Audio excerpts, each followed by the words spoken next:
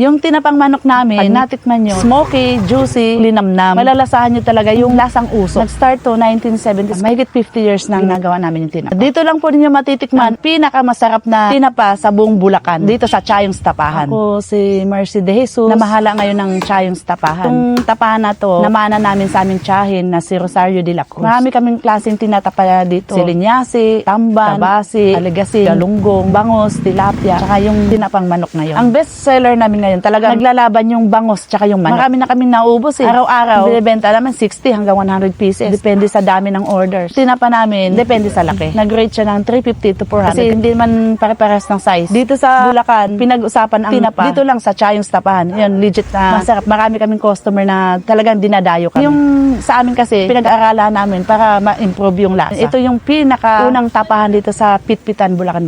Halos 50 years mahigit na siyang nagawa. Kami, may marami nang dinagdag. Kasi pinag-aralan na namin kung paano siya sumarap. Nakakaraos kami sa araw-araw, kahit bumabagyo. Mas lalo pa nga dumadami pagka aming customer, pagka umuulan kasi masarap daw yung tinapa pagka tag-ulan. Gusto ko, mas lumago pa yung aming tapahan. Dahil alang-alang doon sa unang nagtatag, talagang hindi ko inalis yung pangalan niya, kaya nakalagay pa rin Chayong's Tapahan. Sa mga gustong matikman yung aming tinapang manok, punta lang po kayo dito sa Chayong's Tapahan, dito sa Pitpitan, Bulacan. Pwede rin kayong mag-message sa amin sa FB page namin na Chayong's Tapahan.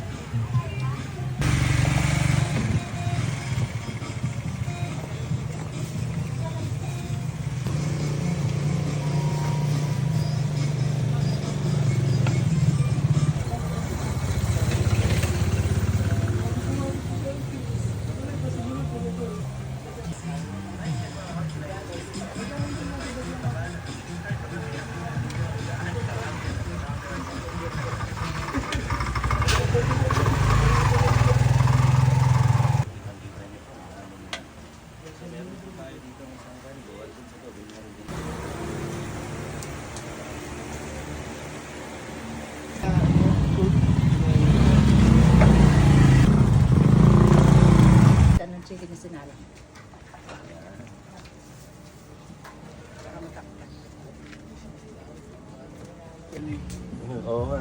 Inyanig na manok. Sige.